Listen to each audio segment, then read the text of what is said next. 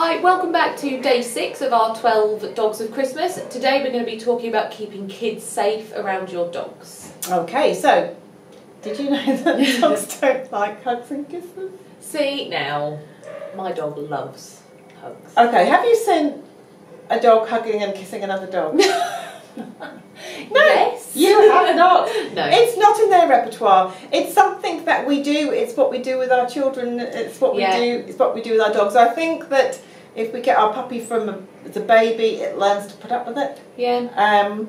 But more dog bites with children happen when the child is hugging, restricting, force hugging, Grabbing, yes, and grabbing a dog, and especially when it's round the neck and then the face is on face and it's right. It's okay if your dog comes and wants to snuggle up with you, but it's that force hugging. They don't like it, and it does account for a lot of dog bites, facial bites, especially with children. You know when the dog's not liking it because you can actually see they do what we call half moon eyes. So you can see that sort of white crescent in the eye where the head's facing one way but the eyes are looking another way. It's not a great idea for children to get down to the same level as the dog anyway, eye to eye, because it's more of a dominance related sort of issue anyway. Because they say that the higher your eyes, the more dominant you are, the lower down your eyes, the less dominant. So I think with smaller children, keep them higher, keep them on the chairs, keep them on the chairs and the sofas, and keep the dog down. And really, you've got to teach your children not to hug your dog. They don't like it. No, if the dog comes say over a million times, million trillion times, don't do it. They don't like it. And they're not dollies. Dogs are not dollies. We did a course a couple of years ago called Dogs Are Not Dollies, teaching children actually how to respect children, how not to tease them and things like that. They really don't like being dressed up like dolls. And Christmas, you know, all the tinsel's out, and I've seen some dogs today actually walking around with little tinsely things round them, apart from them being choking hazards and things like that. So teach your children not to hug and grip your dogs tightly, and not to dress them up. You know, respect them, but respect them for what they are. The dogs. Don't get us wrong, if you have got, so I've got a small dog and I know your dog, we both do put coats on our dogs to go outside.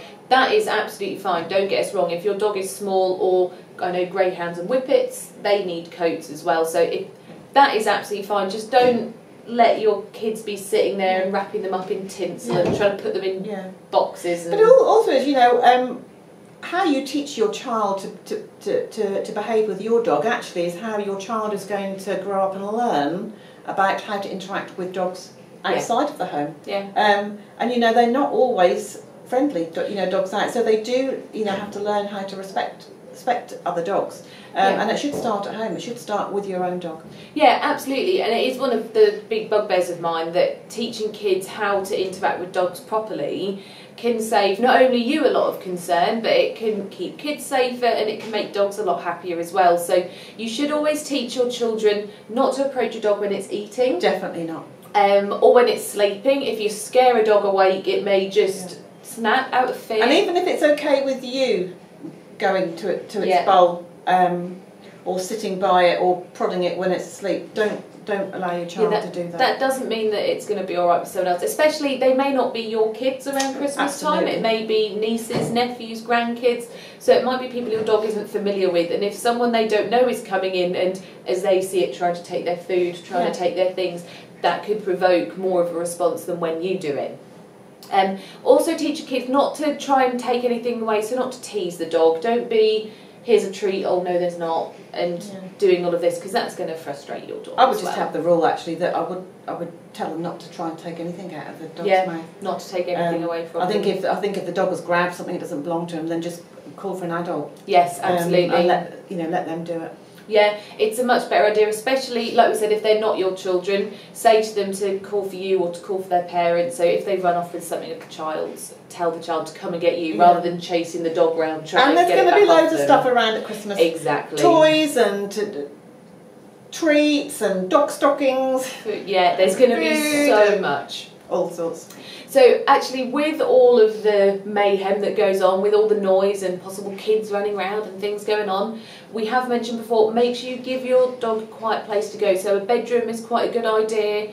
any quiet space really. If they are used to a crate and their crate is out of the way slightly, absolutely brilliant, but give them that option to take themselves away from all the mayhem if they choose to. And make sure you tell not only kids, some adults can be just as bad when it comes to pestering dogs. Tell them that if the dog removes itself, if it goes upstairs, if it goes to its crate, just leave it be for a little while. When it wants to come back out and play, it will absolutely do so. Also, make sure you speak to children as well about being calm around the dog. They don't want to be screaming at the dog, they don't want to be running around it in circles, because actually running and screaming children are going to initiate that prey drive. Yeah, the prey drive, that chase drive. So the dogs are going to see something running away from it, making all this noise and all this sound, and that's going to make your dog want to chase them.